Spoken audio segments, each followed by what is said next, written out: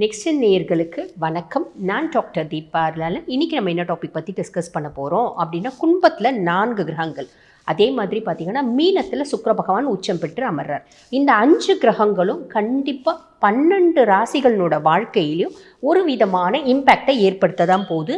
நிறைய ராசிகளுக்கு நல்ல இம்பேக்ட் அப்படின்றத ஏற்படுத்த தான் போகுது. நல்ல இம்பேக்ட்னா எப்படிமா, நாங்கள் பெரிய ஆள் ஆகிடுவோமா, சட்டுன்னு பெரிய ஆள் ஆகிடுவோமா அப்படின்னு கேட்டால், அப்படி அந்த அளவுக்கு நம்ம சினிமாலாம் பார்ப்போம் பார்த்தீங்களா, ஒரே பாட்டில் பெரிய ஆள் ஆகிடுவாங்க. அந்த மாதிரியெல்லாம் எதிர்பார்க்கக்கூடாது. பட் இருந்தாலும் ஒரு சிலருக்கு இவ்வளோ நல்ல இம்பேக்ட், ஒரு சிலருக்கு இவ்வளோ நல்ல இம்பேக்ட், ஒரு சிலருக்கு இவ்வளோ நல்ல இம்பேக்ட் கண்டிப்பாக வரதான் போகுது. உங்கள் ராசிக்கு என்னென்ன மாதிரி நல்ல இம்பேக்ட் வரப்போகுது. நல்ல இம்பேக்ட் வருது அப்படின்னாலும் சில விஷயங்களில் நம்ம உஷாராக இருக்கணும். அந்த நல்லதை முழுசும் அனுபவிக்கிறதுக்கு அந்த மாதிரி எந்தெந்த விஷயங்களில் நீங்கள் உஷாராக இருக்கணும். நேரத்தை வீண் பண்ணாமல் சட்டுன்னு உங்களுக்கான பலனை பார்த்துடலாம் வாங்க. விருச்சிக ராசி அன்பர்கள், உங்களுக்கு கும்பத்தில் பார்த்திங்கன்னா 4 கிரகங்கள் சேர்க்கை. கும்பம் உங்களுக்கு என்ன பாவம்? சுகஸ்தானம். சுகஸ்தானத்தில் முதல்ல ராகுங்க. சுகஸ்தானத்தில் ராகு என்ன பண்ணுவான், ஏதோ ஒரு விதத்தில் உங்களோட கம்ஃபர்ட் பெரிய லெவலில் வரும். இதுக்கு ராகுவே கேரண்டி. ரொம்ப சிம்பிள். வெளிநாட்டுக்கு போகணுன்னு ரொம்ப நாள் பிளான் பண்ணிட்டு இருக்கீங்களா, இந்த காலகட்டத்தில் வெளிநாட்டுக்கு போவீங்க. வெளிநாட்டுக்கு வேலைக்கா போவேனா, இல்லை படிக்கிறதுக்கு போவேனா, எதுக்குங்க போவேன், இல்லை சுற்றுலாவுக்கு போவேன்னா, ஏதோ ஒன்றுத்துக்கு போவீங்க. எதுக்கு நீங்கள் பிளான் பண்ணுறீங்க? படிக்கிறோன்னு பிளான் பண்ணுறீங்களா, படிக்கிறதுக்கு போகிறதுக்கான வாய்ப்பு உண்டு. நாங்கள் பாருங்கள், வேலை செய்கிறதுக்காக போகணுன்னு பிளான் பண்ணுறீங்களா, வேலைக்கு போகிறதுக்கான வீசா கிடைக்கிறதுக்கான வாய்ப்பு உண்டு. நாங்கள் ஒரு டூருக்கு போகணும், ட்ராவல் போகணும், இல்லை ஆன்மீக சுற்றுலா, இங்கேருந்து மலேசியா போய் 10 மலை முருகனை போய் பார்க்கணும், போயிட்டு வருவீங்க. இந்த மாதிரி நிறைய விருச்சிக ராசி அன்பர்களுக்கு பிராப்தம் உண்டு. அது ஒரு பெரிய ப்ளஸ்.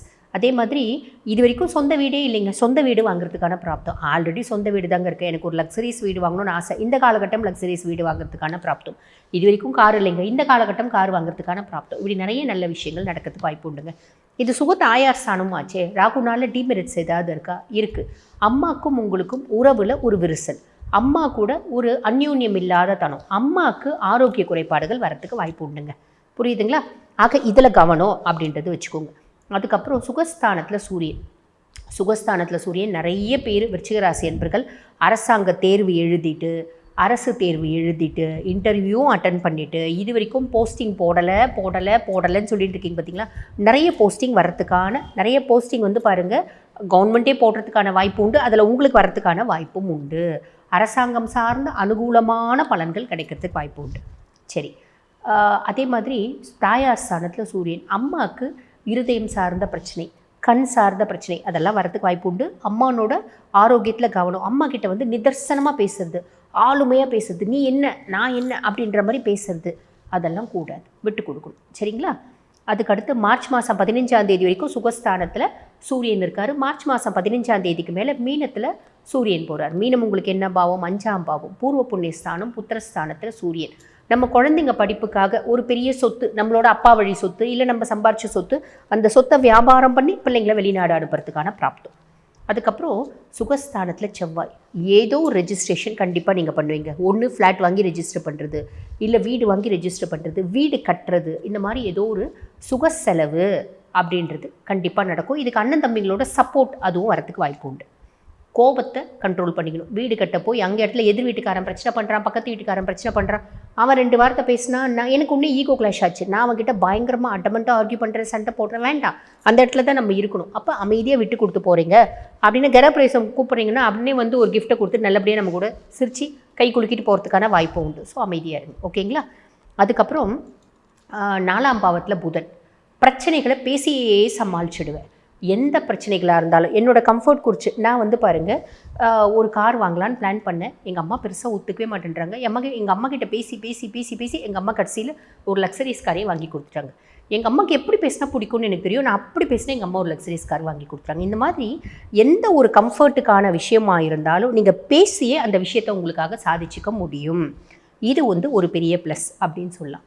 சரி, அதுக்கப்புறம் பாருங்கள், மீனத்தில் சுக்கிர பகவான் உச்சம் பெற்று அமர்ந்திருக்கார். மீனம் உங்களுக்கு என்ன பாவம்? 5ஆம் பாவம். பூர்வ புண்ணியஸ்தானம், புத்திரஸ்தானத்தில் சுக்கிரன். பூர்வீகம் சார்ந்து சொத்து பத்து வீடு வாசல் எல்லாமே வர்றதுக்கான வாய்ப்பு உண்டு. நாங்கள் விருச்சிக ராசி இளம் வயசு பர்சனாலிட்டிஸுங்க, கண்டிப்பாக லவ் வர்றதுக்கான வாய்ப்பு உண்டு. நாங்கள் திருமணத்துக்காக பார்த்துட்ருக்கோங்க. பூர்வீகத்திலேருந்து ஒரு அழகான பொண்ணு, வசதியான பொண்ணு திருமண ஒரு வரனாக வரத்துக்கான வாய்ப்பு உண்டு. நாங்கள் திருமணத்துக்காக பார்த்துட்ருக்க ஒரு பெண்கள் அப்படின்னா பூர்வீகத்திலேருந்து ஒரு வசதியான பையன் உங்களுக்கு பார்த்திங்கன்னா மணமகனாக வர்றதுக்கான வாய்ப்பு உண்டு அப்படின்னு சொல்லலாம்.